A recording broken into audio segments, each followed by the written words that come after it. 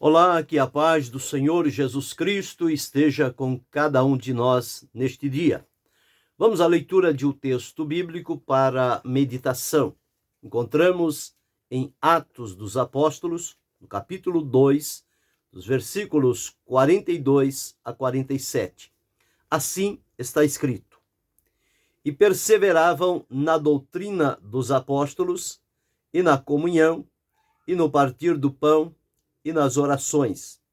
E em toda a alma havia temor, e muitas maravilhas e sinais se faziam pelos apóstolos.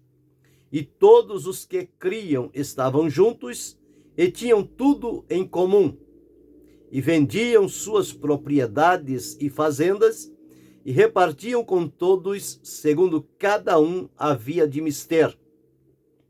E perseverando unânimes todos os dias no templo, e partindo o pão em casa, comiam juntos com alegria e singeleza de coração, louvando a Deus e caindo na graça de todo o povo. E todos os dias acrescentava o Senhor à igreja aqueles que se haviam de salvar. Esse é o texto para a meditação, falando sobre 4 marcas que identificam uma igreja comprometida. Nós entendemos, à luz da palavra de Deus, que a igreja foi uma profecia dita por Jesus.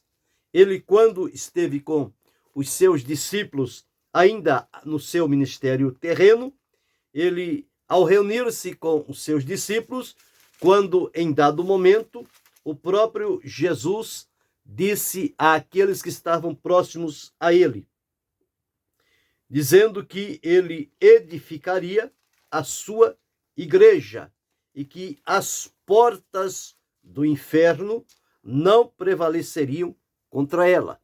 É o que está escrito aqui no Evangelho de Jesus, escrito por Mateus, capítulo 16, versículo 18, quando Pedro fez aquela revelação que Jesus era o Cristo, o Filho do Deus vivo.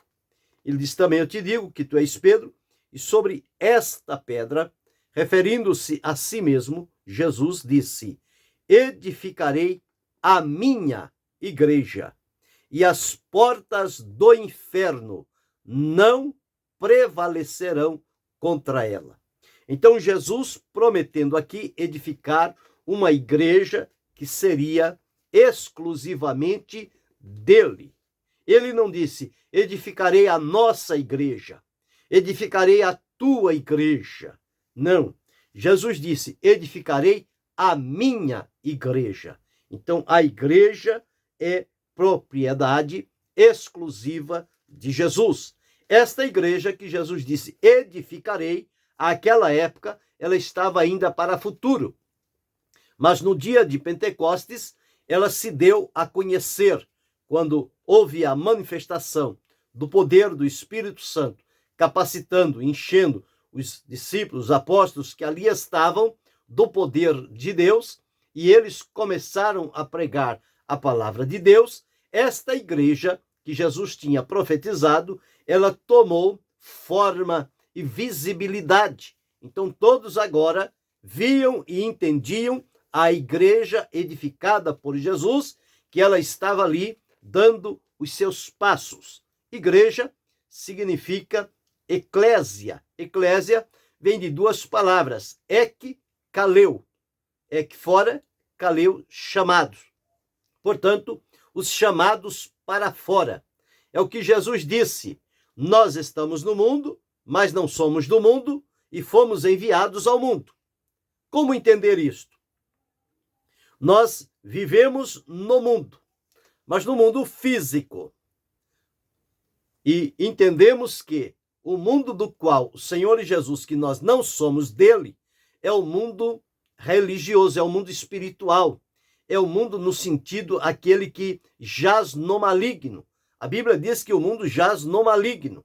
Então nós estávamos pertencentes a este mundo que jaz no maligno.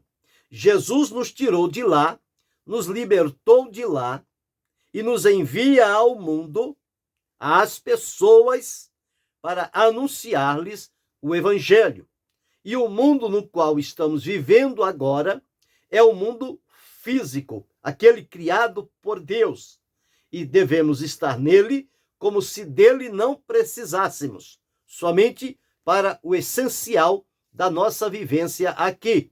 E o mundo ao qual nós somos enviados são as pessoas, como o próprio Deus, na revelação do seu amor, que João deixou registrado, disse: porque Deus amou o mundo, as pessoas, que deu o seu Filho unigênito, para que todo aquele que nele crê não pereça, mas tenha vida eterna. Então nós fomos tirados daquele mundo diabólico, dominado pelo príncipe da potestade, jaz no maligno, vivemos no mundo físico, criado por Deus, e somos enviados ao mundo das pessoas para pregar-lhes o evangelho, como recebemos do Senhor Jesus. Então os chamados para fora são esses, aqueles que Jesus chamou, tirou daquele mundo que está no maligno, trouxe a si.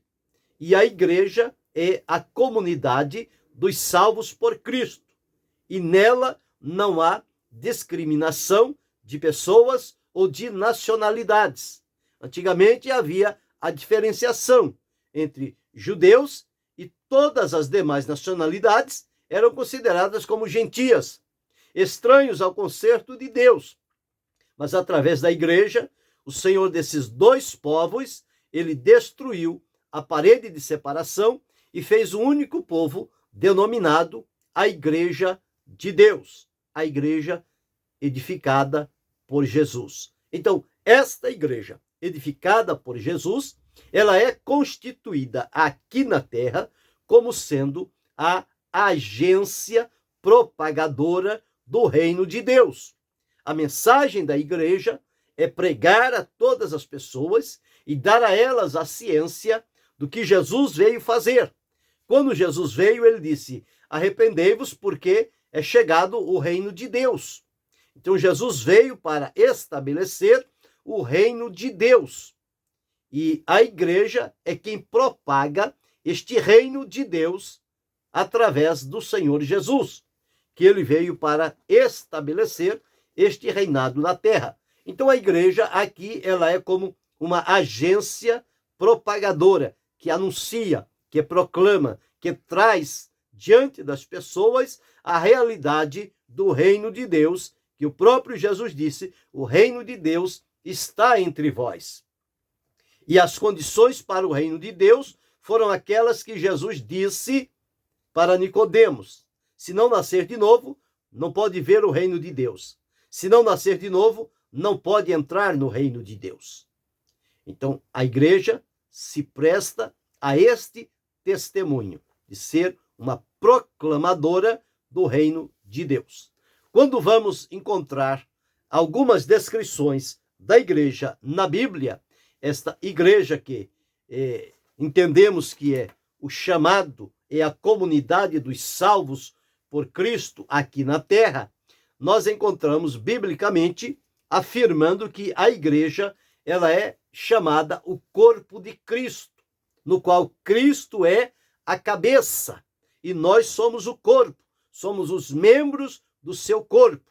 Então, na irmandade, na comunhão, nós nos tornamos um só corpo e recebemos toda a orientação e direcionamento da cabeça, que é Jesus.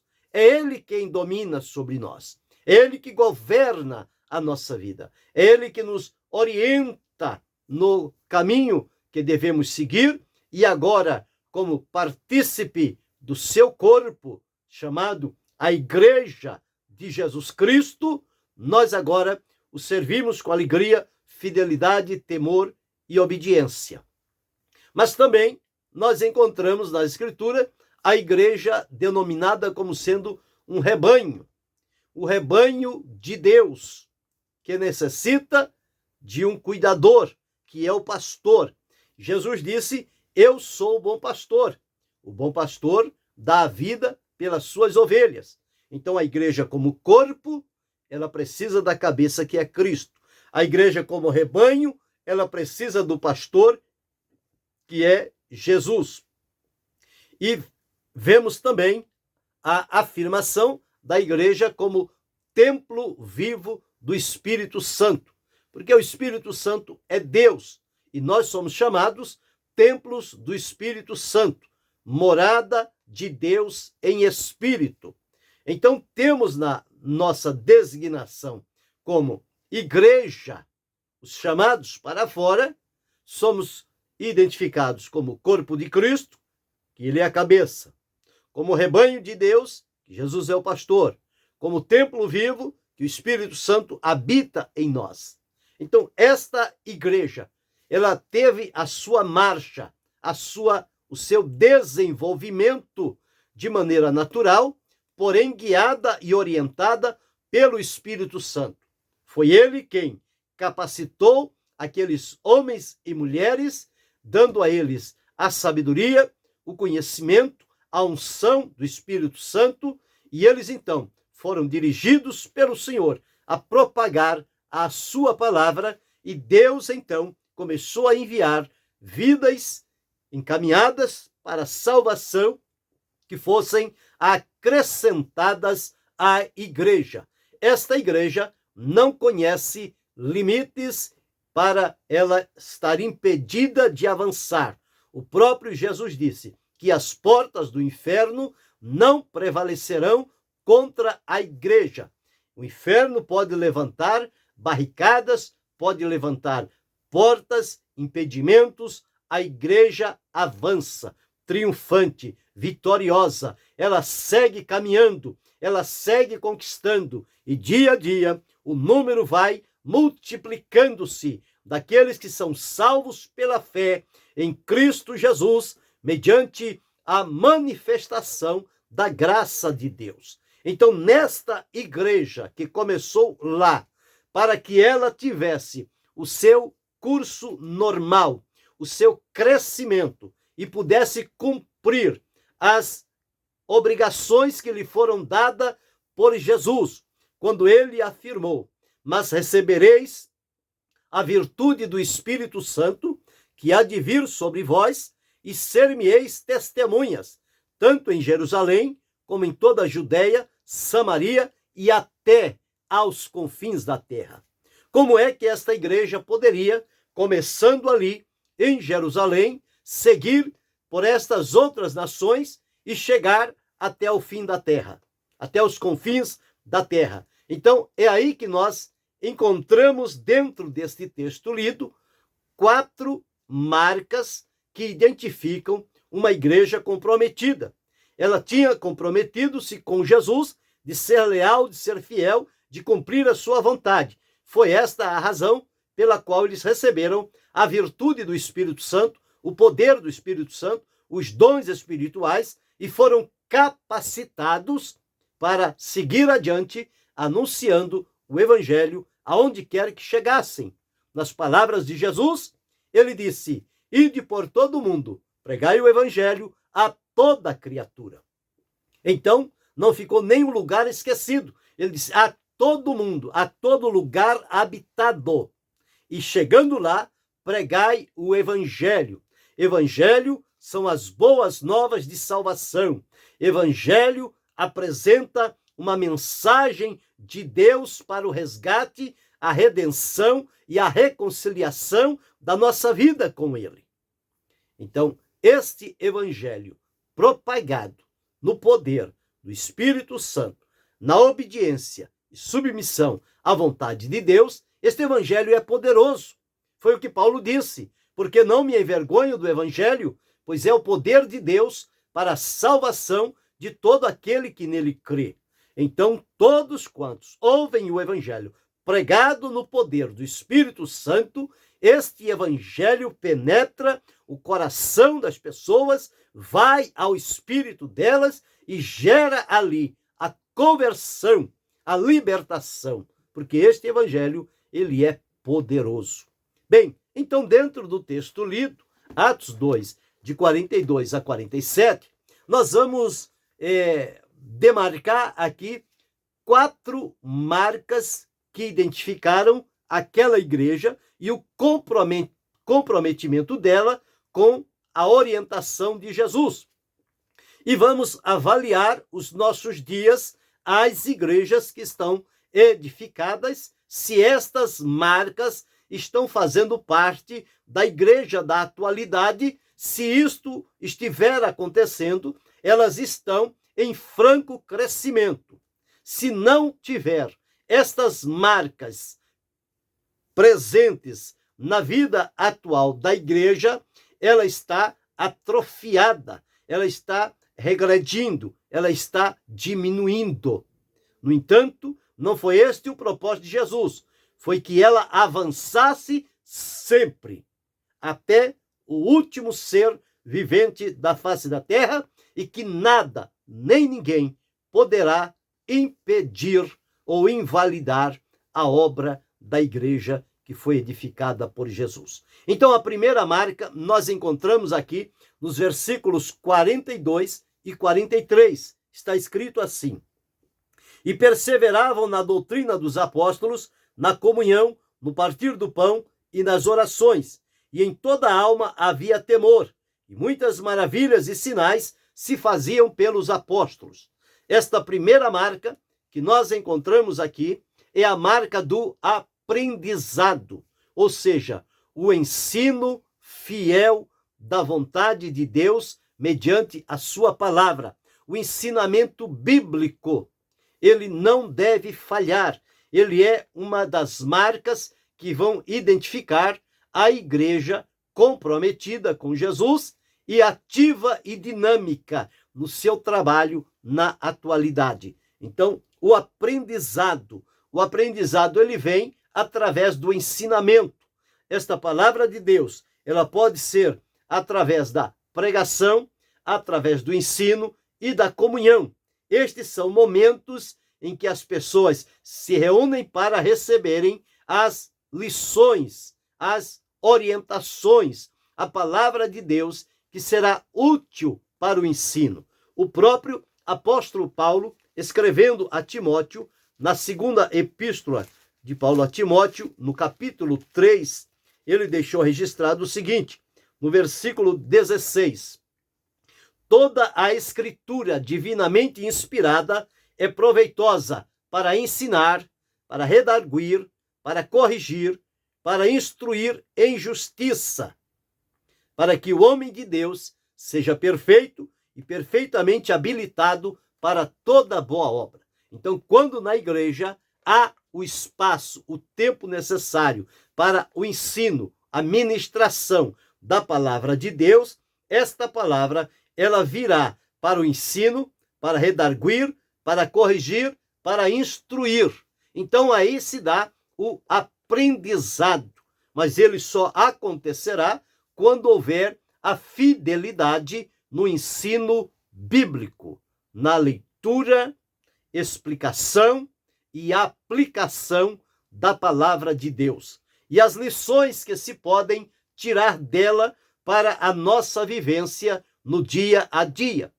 O segredo é este, é ouvir o ensinamento, permitir que ele adentre o nosso coração, procurar praticar aquele ensinamento, porque isso nos colocará cada vez mais próximos do Senhor Jesus e abrirá o nosso entendimento e nos dará o discernimento espiritual para compreender o propósito e a vontade de Deus para a vida de cada um de nós como servos seus e responsáveis pela propagação do Evangelho. Mas isto é preciso que primeiro sejamos ensinados, instruídos, e quando o ensino genuíno, verdadeiro, seguro, vem até nós, ele vai gerar em nós temor. Esse temor vai nos ensinar a sermos mais reverentes diante de Deus, agir com prudência, com vigilância, com cuidado. E isto vai nos solidificar na nossa vida, de uns com os outros, na nossa comunhão. E vamos deixar de olhar somente para nós, e o nosso olhar vai se voltar também para aqueles que estão à nossa volta. Então, quando eu percebo e entendo que eu fui salvo por Jesus, fui liberto e transformado por ele, e à minha volta há pessoas que ainda não são, eu tenho o dever de viver e pregar o evangelho a estas pessoas, para que eles também tenham a oportunidade de terem um encontro pessoal com Jesus e que disto possa resultar a salvação da sua alma. Assim é você, cada um de nós temos este dever. Então, a primeira marca é a marca do aprendizado, o ensino bíblico cristocêntrico. Ele deve estar em prioridades no momento da reunião do povo de Deus. A segunda marca que vamos encontrar nesta igreja, a primeira marca, a marca do aprendizado. A segunda marca encontramos nos versículos 44 e 45, onde está escrito assim: e vendiam suas propriedades e fazendas e repartiam com todos, segundo cada um havia de mister. 44 diz: e todos os que criam estavam juntos e tinham tudo em comum. Então, uma vez que eles estavam sendo orientados, ensinados pela palavra de Deus, o temor de Deus estava reinando no coração deles. Diz que os que criam estavam juntos e tinham tudo em comum. Não tinha nada que era particular e pessoal desse, daquele ou daquele outro. Eles tinham as coisas em comum. O que fez isso? A comunhão, o ensino da palavra, trouxe a eles a união e criou neles também a solidariedade, observando que uns tinham e outros não tinham. Então, o que eles fizeram? Guiados pelo Espírito de Deus. Diz-nos que eles vendiam as suas propriedades e fazendas e repartiam com todos, segundo cada um havia de mister. Então, esta segunda marca da igreja é a marca do cuidado, a generosidade, a disposição de abrir mão de algo para socorrer e suprir a necessidade de outros. Portanto, a igreja comprometida com Jesus, ela tem como sua segunda marca a marca do cuidado. Ela não deixa as pessoas ao abandono, à sua própria sorte. Não importa o que eu tenha, se o outro não tem nada, é problema dele. Não. A verdadeira igreja não age assim. Se um tem, o outro não tem, Deus toca naquele coração e há então o cuidado, a generosidade em socorrer e assistir os necessitados.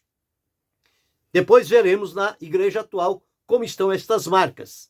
Então aqui está a segunda marca da igreja que identifica a igreja comprometida, é a marca do cuidado, a responsabilidade de uns para com os outros. A terceira marca vamos encontrar aqui no versículo 46.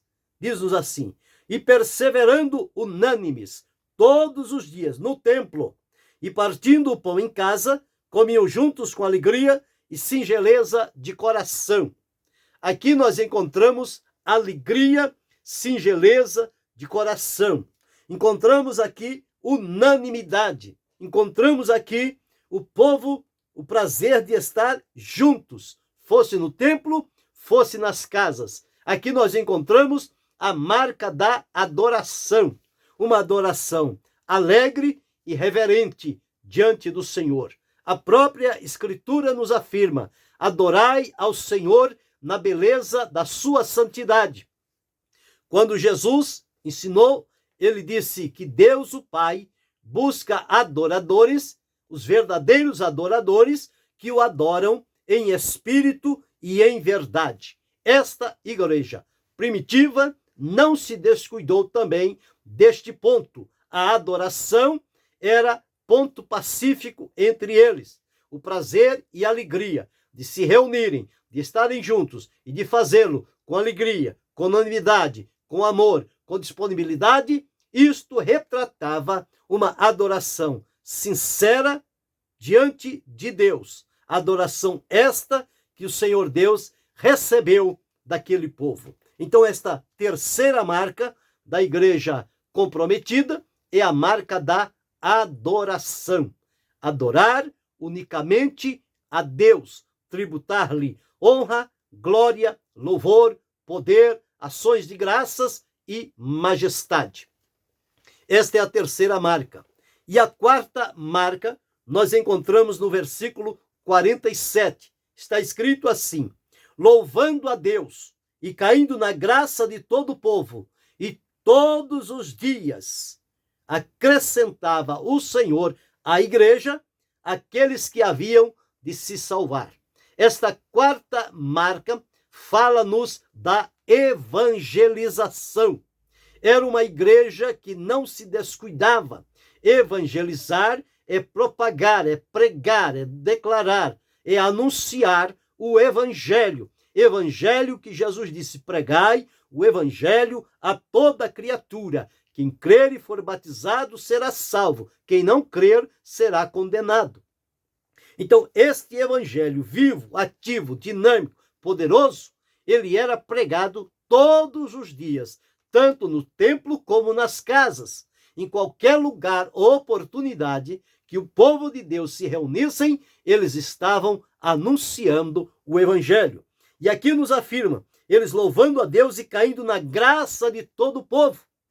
Quer dizer, as pessoas à volta, que não estavam servindo a Deus, ao ver o procedimento, o comportamento daquela igreja, daqueles irmãos, eles então, este povo caiu na graça de todo o povo.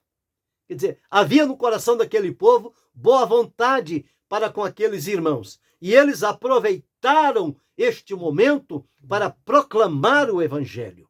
E o evangelho foi proclamado e foi multiplicado o número de fiéis. Primeiramente chegou a quase 3.000, depois chegou a quase 5.000. E todos os dias, sempre o Senhor estava acrescentando novas vidas à igreja. Por quê? Porque esta igreja, ela pregava o evangelho bíblico, cristocêntrico, e a vida de quem anunciava o evangelho identificava que aquela pessoa tinha na sua vida experiências que foram marcantes quando do recebimento do evangelho. Houve transformação, houve libertação, houve mudança de vida, tanto interna quanto externa. E isto era visível, era patente diante dos olhos das pessoas. E, portanto, este evangelho pregado com o exemplo e o testemunho de vida, ele tinha força suficiente para que aquelas pessoas se voltassem para Deus. E diz a Escritura que dia a dia que acrescentava o Senhor à igreja, todos os dias, aqueles que se haviam de se salvar. Todo dia tinha um novo convertido, todo dia tinha um novo crente, uma família, uma pessoa, enfim, a igreja, o crescimento dela era diário. Todos os dias tinham pessoas novas chegando e sendo colocadas sob o cuidado desta igreja comprometida. Veja o valor de uma igreja comprometida. As pessoas não vão a elas somente para assistir, mas eles vão também para ser participante, eles fazem parte de todo o ato daquele momento, daquele congraçamento, e isso os fortalece, solidifica, encoraja, anima e desperta neles o sentido de viver no temor do Senhor, na obediência e na fidelidade. E isto garante o crescimento daquela igreja. Olhemos agora para a igreja dos nossos dias. Se naquela igreja o fator primordial do crescimento e da solidificação dela em todas as terras e países onde chegou se deveu a estas 4 marcas: primeiro, a marca do aprendizado; segundo, a marca do cuidado; terceiro, a marca da adoração; quarto, a marca da evangelização. Para os nossos dias, quando nós fomos alcançados, a igreja era intrépida, corajosa e fiel. Olhemos agora, em pleno século XXI, nesses dias em que estamos vivendo, se estas marcas ainda fazem parte das igrejas que estão espalhadas por este mundo afora. Elas têm como marcas primordiais na sua vida o aprendizado, o ensino da palavra de Deus. Ele é feito de maneira séria, responsável, reverente e verdadeira.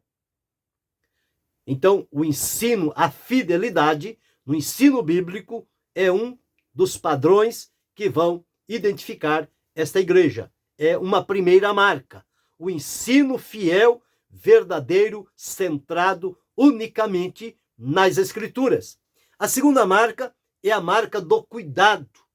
É natural que surjam entre o povo os carentes, os necessitados, aquelas pessoas que estão subsistindo-se com o mínimo possível, e é preciso que tenha cuidados de alguém a quem Deus tem dado para, com generosidade, ser corresponsável e ajudar-se uns aos outros para o bem da obra de Deus, para a glória do Senhor e para o bem daquela pessoa que está em necessidade.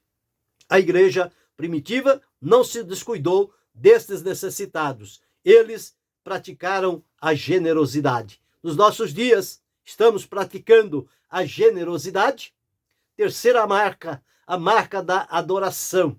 Uma adoração alegre, sincera, reverente. Não é uma adoração extravagante, fora do que diz a Escritura Sagrada. Não. A adoração, ela é devida exclusivamente a Deus. E esta adoração, nós precisamos entender como fazê-lo. Não adianta fazer uma adoração extravagante por um momento e, ao sair dali, esquecer de tudo aquilo e voltar à vida anterior, corrompida, marcada pelo pecado, pela rebeldia e pela desobediência. Não, a adoração deve ser não somente no templo, mas também nas casas, nos encontros com as pessoas. Nós devemos manter uma atitude permanente de adoração diante do Senhor, nosso Deus. E por fim, a evangelização. Aquela igreja não mediu esforços, foi por ruas, por valados, por tantos lugares, caminhando a pé, de animal, seja do que for. Eles não mediram esforços para tornar o evangelho conhecido de quem quer que fosse. Os nossos dias, como está o trabalho da evangelização? Nós notamos uma grande diferença. Há 20, 30 anos atrás, nós encontrávamos diariamente pessoas nas ruas, nos lugares de movimentação, nas feiras, nos terminais, nas escolas, nas empresas, pessoas reunindo-se com seu folheto, distribuindo, pregando o evangelho a este, aquele outro. Os cultos aos ar livres eram feitos em todo o tempo, e isto era uma marca primordial da igreja, a evangelização.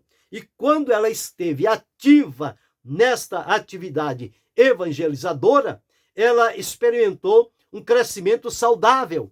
Hoje nós não encontramos mais este tipo de trabalho. A evangelização agora limita-se somente a pessoa ir a um templo, à reunião de um culto, para ali então, no final daquele culto, receber um convite para crer em Jesus para a salvação. Mas aquele cuidado de ir ao pecador aonde ele está, isso está quase que uma exceção.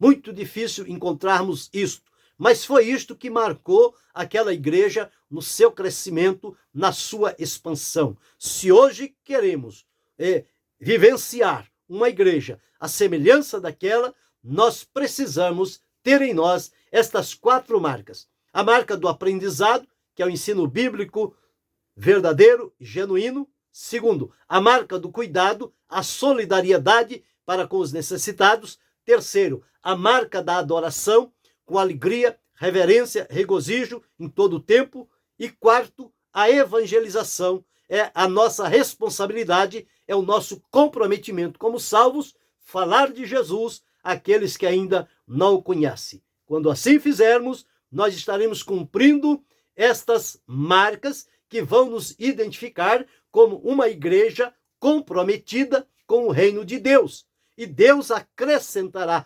vidas a esta igreja e ela se tornará relevante no lugar aonde está. Portanto, compete a mim e a você olhar para nós e ver qual destas marcas está em nós, qual destas marcas está fazendo falta. Porém, está aqui um caminho para que possamos nos avaliar e tomarmos um direcionamento para que isto volte a acontecer nos nossos dias, que o nome do Senhor seja glorificado, vidas alcançadas e nós tenhamos o senso do cumprimento do dever como um verdadeiro cristão, anunciando Jesus a todos quantos encontrarmos pelo caminho. Que Deus continue abençoando-nos em Cristo Jesus, não só hoje, mas para todo sempre.